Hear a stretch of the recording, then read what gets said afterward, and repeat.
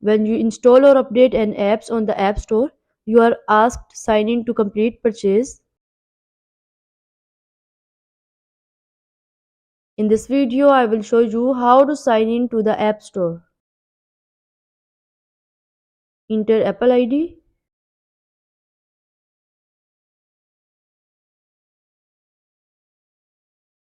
Enter password.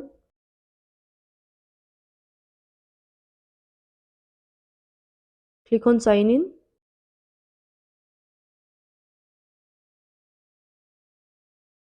Two-factor authentication.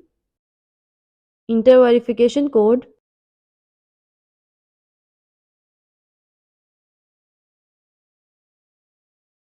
You can see that App Store is signed in and you can now easily update and install apps.